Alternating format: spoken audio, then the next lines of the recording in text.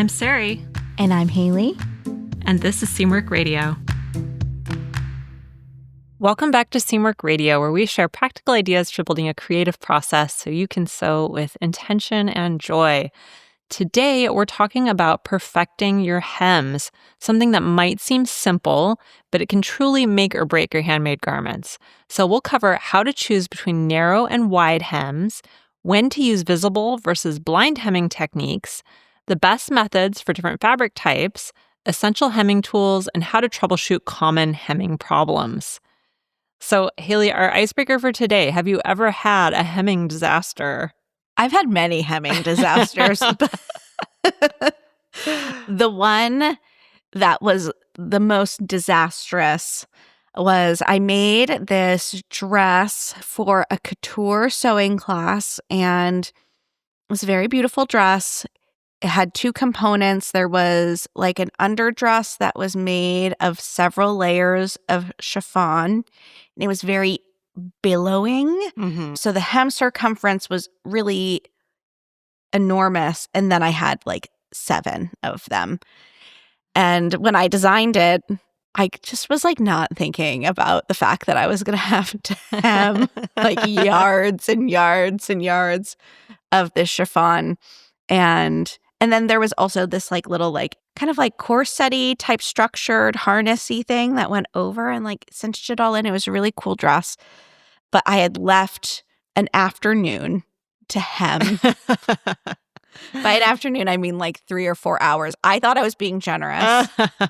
I'm laughing because I feel your pain. We've all done that. It was so bad. I ended up having to cut off like a couple of inches of the hem because I was just chewing it to pieces. Oh, no. And then I was in like a sewing studio with someone else who had a rolled hem foot. Mm-hmm. And they were like, try this, which was great and really helpful once I got the hang of it. Yeah. And I didn't have that much scrap fabric to practice on. And I was up like all night hemming this dress. And there were many tears shed over it. It turned out really beautiful, though, and it gave everything I wanted it to give. It was in like on a runway show. So maybe worth it? Probably. Oh, man. Chiffon is such a beast to hem, too. Uh-huh. Those narrow, tiny hems and such a floaty fabric. It's hard. And the chiffon had like a crinkle effect on it. Oh, boy. Which like really stretched out for better or for worse. It was a thing. What about you? Tell me about your hemming disasters. Hopefully they're not that bad. Oh, no, it wasn't that bad. It turned out okay, but this happened recently. So I made this really adorable dress from a 1930s pattern recently. I've shared it on YouTube. So if you want to see it, you can go back to my spring sewing everything I made video and see it. But it was from a pattern that was originally a nightgown. So it was this really cute bias cut nightgown that I wanted to shorten into a mini dress. And I did. So what happened is I left it to hang overnight, as you do, so that all the stretch can come out. We'll talk about that a little bit later in the episode. And then when I went to hem it, so I was almost done with the dress. I was really excited about it. And there was nobody else at home to help me with hemming it. So I thought, well, I'll just do it myself. I can do this. So normally, if I'm cutting a hem significantly, I'll have Ken help me measure it from the floor to make sure it's even all the way around and it's the right length. But he wasn't there. So I tried to do it myself, and I accidentally shortened it way too much. It was really kind of indecent. It was very, very short. So I was like, oh, darn it. Now what do I do? Except I didn't say darn it. I said something else. And then I decided that I would add a little ruffle to it to make it a little bit longer. And actually, I like it with the ruffle. I think it's very cute. It turned out so cute. If I didn't know the backstory, I would not have known when I saw it. Yeah, the ruffle works with the design of the dress. So it looks fine. But lesson learned on that one. Just wait until you have some help if you need to do measuring like that. I thought I had it, but the other thing is with bias cuts, they move with your body a lot more. So it's a little bit harder to get exactly the right length. So yeah, lesson learned. Well, if you have an icebreaker question for us for a future episode, you can leave it in a 5-star review on Apple Podcasts and we'll answer it in a future episode. All right, let us get into our topic for today. So, the frustrating thing about hemming is that it usually comes at the very end of a project when we're rushing to finish or when we feel kind of low on patience. So, we've put all this care into the rest of the garment and then we sometimes race through the final step. So, my story just now kind of demonstrates that, where I spent a lot of time making this dress. I thought it looked amazing, and then I couldn't wait until somebody else was there to help me. So, I kind of rushed through it. But the thing is, your hem is literally the foundation that anchors your garment. It gives weight and structure and that beautiful finish that we're all aiming for. I think what makes hemming tricky is that there isn't just one way to do it. So each fabric and garment type might require a different approach, and knowing which technique to use can feel a little bit overwhelming. So today, we're going to break down exactly how to choose the right hem for every project and master techniques that will transform your sewing. So, Haley, do you find yourself using different hemming techniques for different projects, or do you tend to default to one favorite method? These days, I make a lot of just everyday clothing. I'm not making quite as much special occasion things as I used to love making. Mm-hmm. So I often default to a double fold top Mm-hmm. stitched hem. However, I'm a fan of a big chunky hem. So lots of times I end up altering the pattern if it doesn't have one like that, because I just love the look and the heft that it adds to certain garments. Yeah. What about you? Do you have a default hem? Mine is the double fold hem like you, and it's just very easy. But again, it depends. It does depend on the fabric, which we'll talk about a little bit later. And I also really like doing baby hems when the fabric is right for it. I think they look really lovely on, a very light or sheer fabric. And once you know the technique to do them, they're actually pretty easy to do. Yeah. So that's another favorite, but definitely the double fold is my go-to. What do you think is the number one hemming mistake that you see people making? Ooh, that's a good question. I think the biggest hemming mistake is probably to do with pressing and making sure that you kind of use your iron to get out all of those kind of wrinkles and folds before you do the actual stitching. And that's really, really helpful. So if you've gotten a lot of kind of waviness, especially on a curved hem, using your iron, using the steam from your iron to make sure the hem is lying perfectly before you stitch is really, really helpful. And I think that's something that a lot of people aren't used to doing. What do you think? Yeah. Well, you know how enthusiastic I am about pressing, so that's a really good one. I think another thing that I see, and this is related to hemming, but it also applies to other things as well, is that sometimes I see people treating the pattern instructions as like the Bible. Yeah. The pattern instructions are a suggestion of how, in most cases, the garment's going to come together best. However, depending on your fabric choice, you might need to make some adjustments that will be more appropriate for your fabric. And I see this a lot with hemming, where minor alterations to the hem depth could yield a lot better result for the particular fabric that the sewer is using. Yeah, definitely. I think that's true. I think a lot of the hesitation that people have is really related to fabric and not knowing exactly how to treat different fabrics differently. So we just kind of default to whatever the pattern says, but the pattern doesn't know what type of fabric you're using. Yeah. So it can be a little bit tricky, but once you gain that confidence to make these decisions on your own, it just feels really good and you're able to troubleshoot a lot better. Yeah, totally. It's like no particular fault of any one pattern maker or sewer. It's just something that experience teaches you over time. Yeah. Do you prefer hand stitching or machine stitching for hems? I know that both have their place, but do you find yourself gravitating towards one over the other? I'll machine stitch whenever I can. Amen. Personally.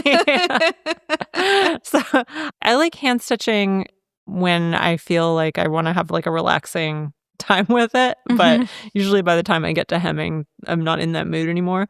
I like to machine stitch. Even if I want to do something that's rather invisible, I'll do a blind hem on my machine if possible. Yeah. If it's not possible, that's fine. But if it's possible, I will use the machine to do it. Yeah. What about you? I avoid the hand sewing whenever possible. Yeah. There are places where it's an absolute must or it's the easiest way Hmm. to accomplish something. But honestly, these days, so much of my clothing, like as like a working mom, is so utilitarian that like a top stitched hem is Yeah. fine. Yeah. Fine. All right. Well, let's get into the tips and we'll help you kind of navigate this world of hems so you can make better decisions about your hems. So, the first one is choosing between narrow and wide hems. So, the width of your hem affects both how your garment looks and how it functions. So, I'll talk first about narrow hems and where those make sense. So, a narrow hem is half an inch or less, is what I would consider a narrow hem. So, these work beautifully with lightweight fabrics such as chiffon, different types of silk, voile, things like that. Just think about lightweight fabrics. Those typically will have a narrow hem. And they're also perfect for curved edges like circle skirts where a wider hem would pucker. So if you've ever tried to do a wide hem on a very curved edge, like on a circle skirt, it's hard because the edge is wider than the fold, obviously. So you end up with a lot of puckers, and that can be a little bit hard to control. It's not impossible, but it's hard to control. So a more narrow hem is going to work better when you have a very curved edge. You can also use them when you want minimal weight at the bottom of your garment, when you want it to kind of float. And again, that's another reason why it works really well with those lighter fabrics. And they're also proportionally better for children's clothing. So if you're making something for a kid, you probably don't want a huge chunky hem. Maybe proportionally, maybe it could be a little bit chunkier depending on what you're making. If you're making like a child's jacket in denim or something like that, proportionally, you might want it a little bit wider. But typically, you're going to do a smaller hem for kid stuff. And then for wide hems, which would be something that's an inch or more, for example, these add weight and structure to heavier fabrics like denim or wool or canvas. So they help straight edge garments to hang properly. They look more proportional on formal garments as well. So if you imagine like a formal skirt, for example, in, maybe a heavier weight satin, something like that, it would have probably a more significant hem. It wouldn't have a little tiny narrow hem. And they can also add a design element. If you add some top stitching to it, then you can actually make the hem a little bit more visible and make it an actual design element of the garment. So I remember making the Ash dress recently. I've made it actually 3 times in floral rayon challis.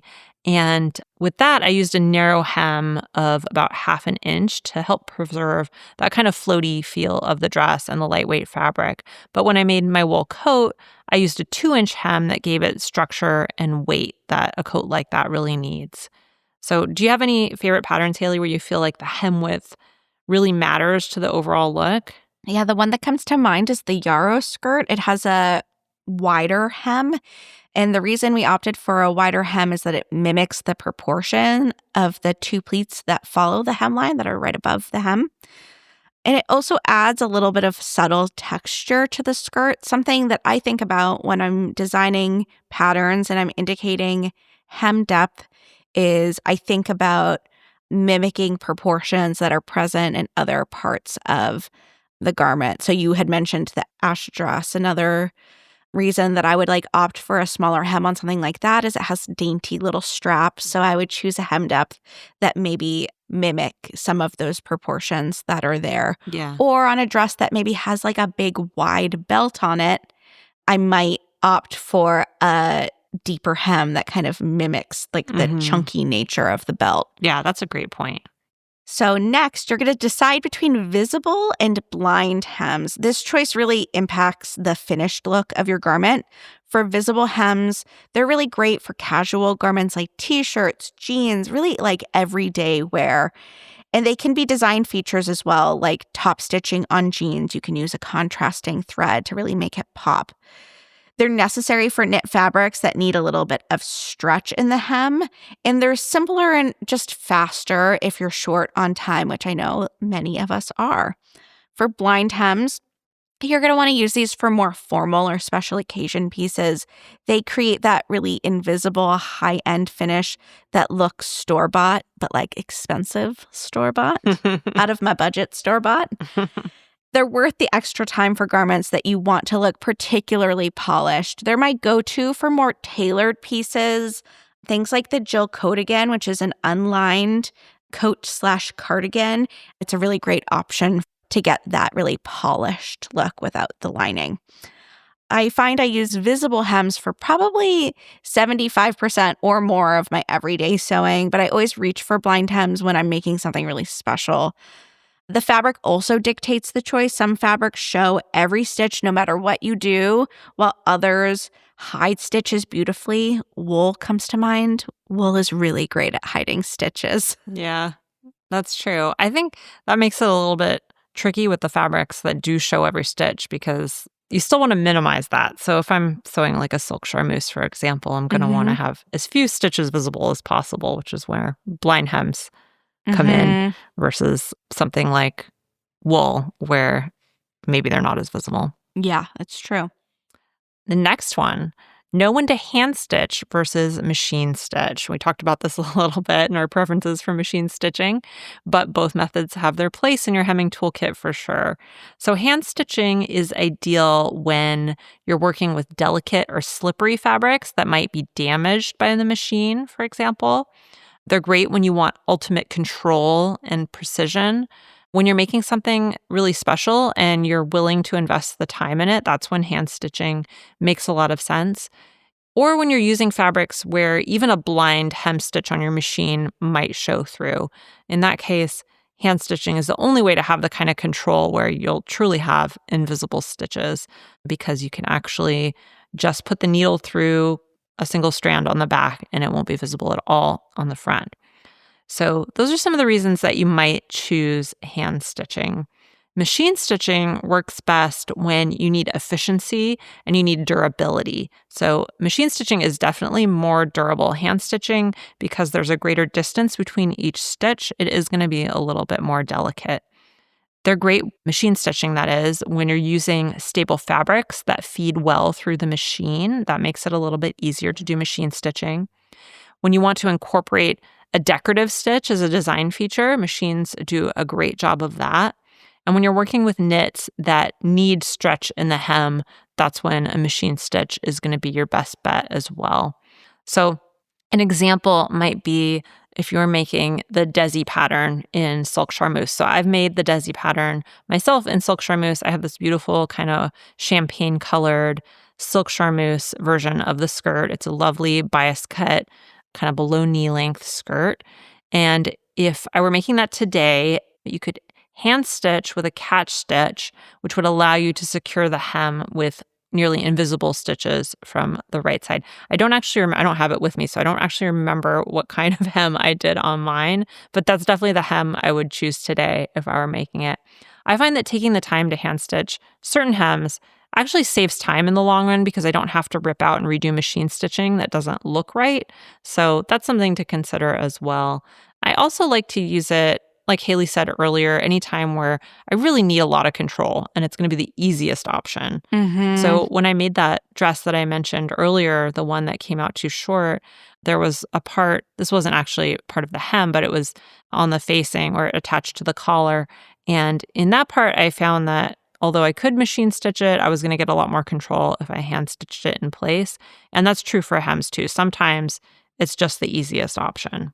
Yeah, when I have like no margin for error on a hem and I know the fabric is going to be tricky, then a hand stitch is sometimes the way to go. Yeah. And that's one of the benefits that we have as home sewers compared to somebody who's working in a factory is that we can use hand stitching and don't have to worry about that efficiency as much. Yeah.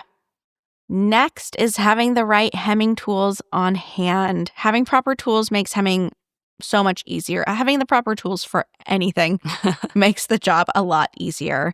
But here are some of my must-have tools. Obviously, a good iron and press cloth. Pressing is honestly 80% of a professional-looking hem, so you're going to need both of those to get the job done. A hem gauge for measuring consistent hem depths. inconsistent hem width is a dead giveaway of a homemade looking garment. Wonder clips, these can be really great to hold your hem in place without pins that can distort your fabric. Really sharp shears for clean cuts on your initial hem allowance. If you have not cut a straight line, it's really hard to sew a straight line because we use our edges as our guides. Quality hand sewing needles. I like to use finer needles for delicate fabrics, and I also tend to use shorter needles when I'm doing things like hemming. My long needles are for work like basting or running stitches. Water-soluble markers or tailor's chalk for marking hems and folds. Don't make mistakes that I have made and use something unwater-soluble and permanently mark your fabric. I've done that. Water-soluble whenever possible. I also recommend having a point turner for crisp corners, and a sleeve board can be really helpful for hemming along narrow pieces such as sleeves. For specialty hems, tools like a rolled hem foot are really great. Do a little practice and learn from my mistakes. Or a cover stitch machine is also an amazing investment if you do a lot of sewing on knits in particular.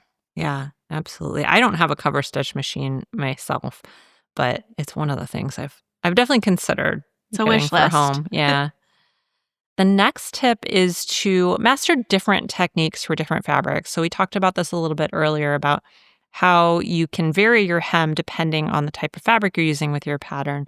So I'm just going to go through some of the different hems that you might use for different types of fabrics to give you an idea.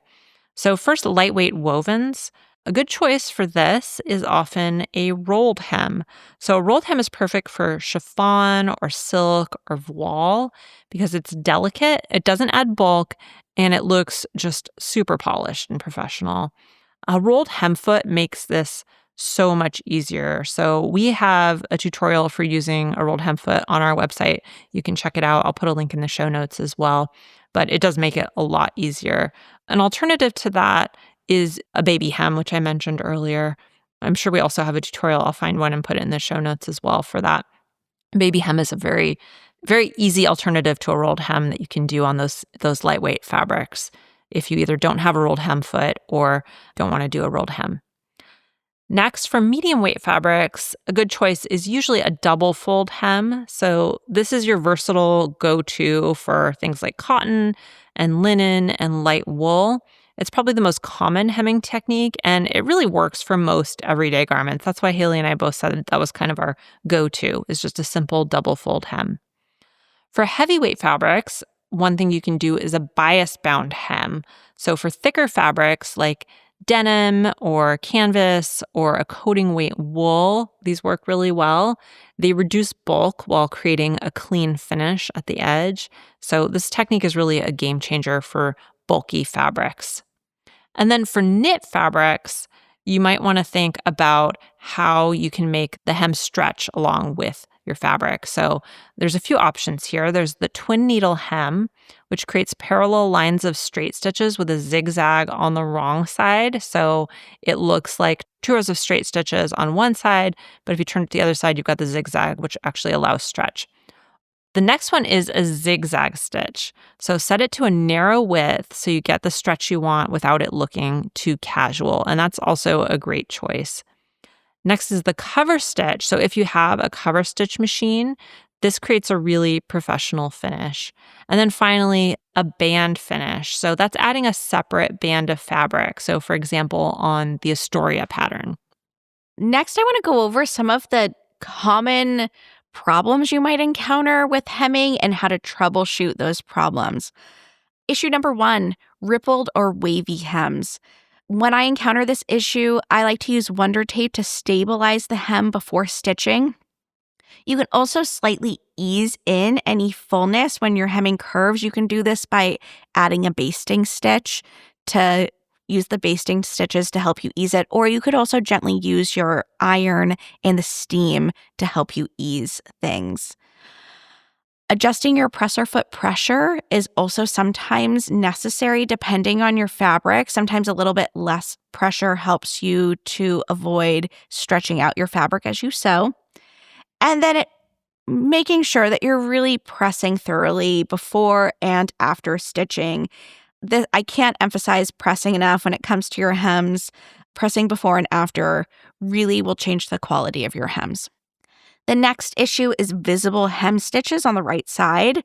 Make sure that you're using a thread color that matches your fabric exactly. Lower your tension slightly. This can help if you're seeing your bobbin thread poke through. For textured fabrics, the good news is that stitches will naturally kind of sink in and become less visible. Try giving it a press and using the steam to help encourage this. And if you are doing any hand stitching, make sure that you're just catching just a thread or two when you're doing a blind hem. And this is going to give you the most invisible finish possible. Even if you're doing a blind hem on your machine, this is what you're really looking to accomplish. Next is bulky hems that show through the right side of your garment. Make sure that you're trimming the hem allowance to reduce any bulk. And what I mean by that is if you have a 2-inch double fold hem, don't fold 2 inches over and then another 2 inches over. You'll want to fold over 1/4 inch and then whatever the finished hem allowance is. Grade your seam allowances within the hem by trimming them to different widths so you don't get really bulky at places like the side seam or the center back seam. Use a lighter interfacing to stabilize your fabric along the wrong side without adding any additional weight. This can help you kind of obscure the look of the hem from the wrong side and block any of that bulk that you can get sometimes. And then also consider a faced hem instead of a folded hem for really heavy fabrics or even hems that are really curvy. This can be a really great way to get a cleaner finish without battling heavy fabrics or battling any curved edges. For circular skirts, you can try this trick that I learned. Just let the hem hang for 24 hours before hemming and then measure up from the floor for an even hemline. Gravity really affects how fabric hangs. Learn from Sarai's mistake with her dress and make sure that anything that is circular or is bias cut, you're always hanging it before you hem it. Yeah. And to be clear, I did do that. Yes, that's true. I just neglected the part about actually like cutting it to the right length. Yeah, that's true. That was the step you got right. For sure on that one. I think if I had a yardstick, that would have helped, but I didn't have one. So have you seen those little like vintage tools that like blow out little puffs of chalk? No. Oh my gosh. Okay. So it's like, let me see if I can explain this well.